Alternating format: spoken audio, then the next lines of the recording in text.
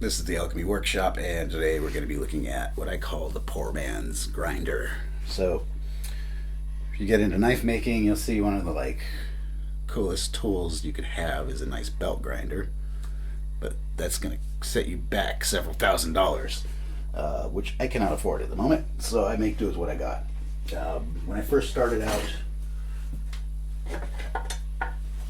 I was using one of these, and you can look up videos. It's a bevel hand filing jig, and if you ever hand file a knife, it actually goes this way, but this is almost like a medieval torture device. This is hell to do. It's a lot of damn work. It's really tough and very slow, but it's good to try. Good to have one. It's just incredibly slow and a lot of work. The good thing about it is you removing material very slowly, so you're less apt to make mistakes and you can get more finer detail. But it's going to be much easier using machinery.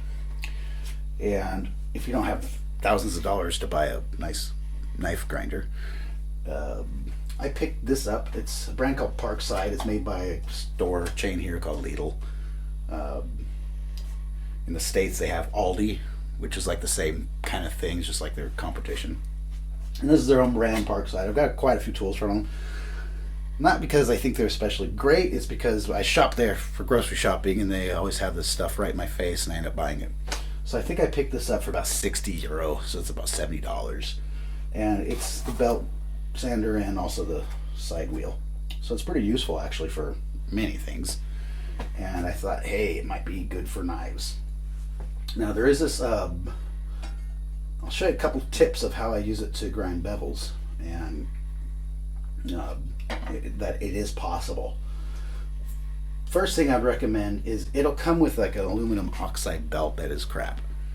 Buy some zircon in German, zirconia, I think, belts.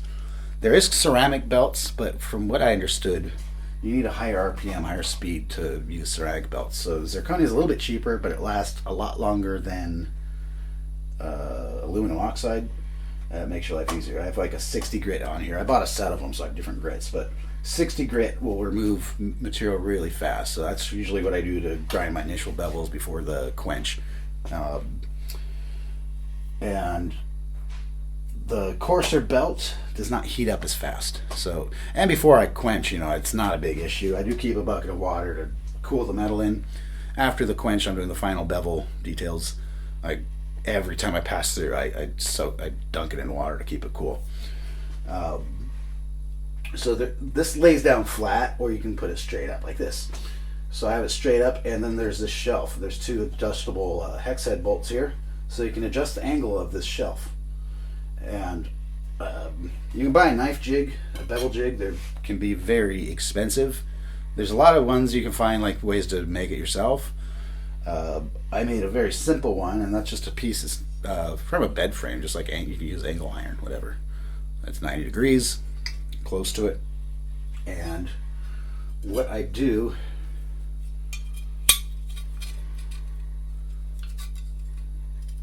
is I clamp my blade on where I want it to be. Try to get it straight with the angle iron. Use a couple of vice grips.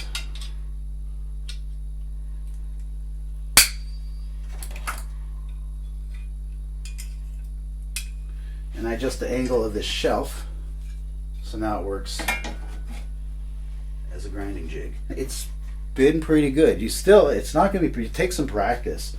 And I mean, eventually I'd love to learn how to freehand grind, which I have to do on some bigger blades. If really big blades, it won't fit on that, obviously. One tip I remember hearing recently, which makes a lot of sense, I've been trying that more and more, is if you want to learn to freehand grind, start off with a jig. And once you kind of establish a bit of a bevel, then switch to the freehand. It's going to be a lot easier to find that bevel and learn the feel of it. Because even with a bevel jig, you're going to I still have problems with the tip and getting it totally consistent. It takes practice, but it does help. And usually, here's another tip on this.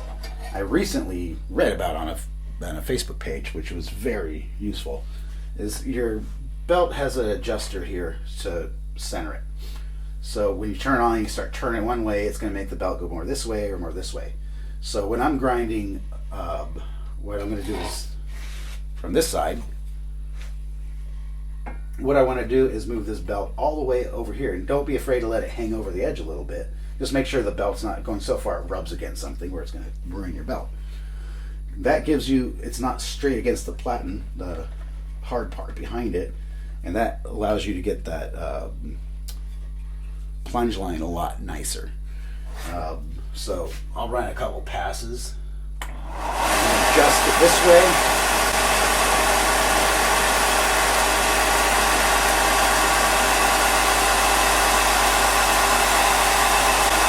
Glasses.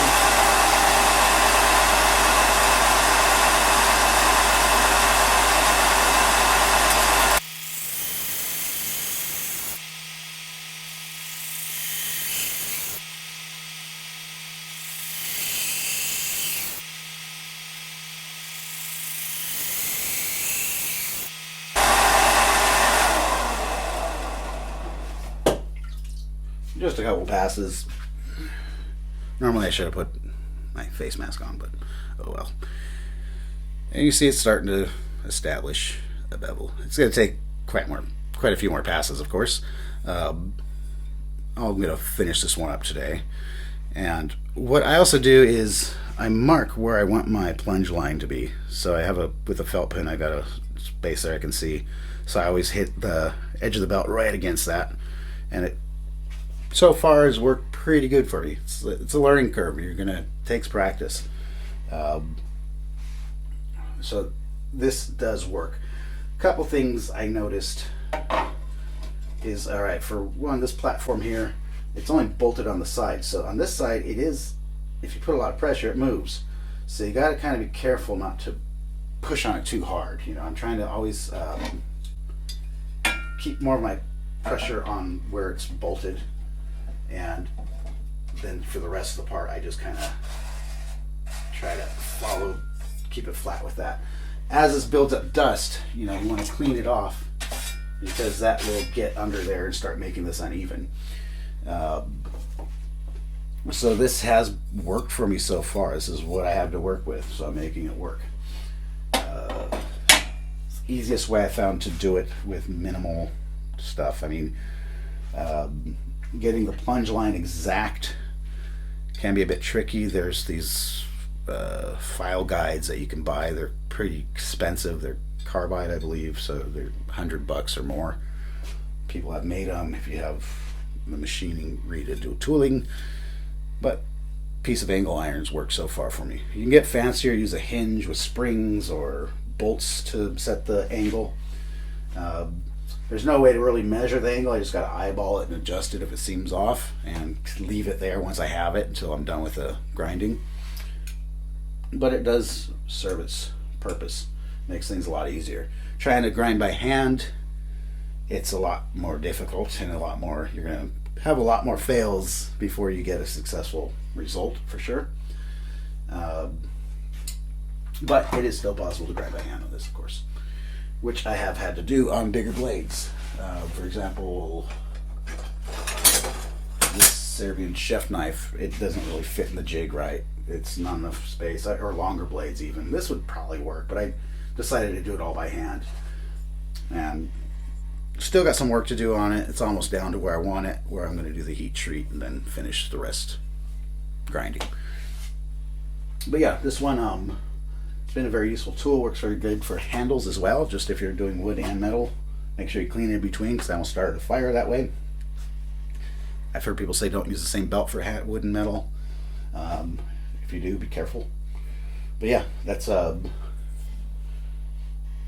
this is a good alternative. There's other things out there you can buy very cheap, like the 1-inch those little grinders. Some people already have these, or they already bought one, so that's what I've found to make of it, how to use it. Thanks for watching. Till next time.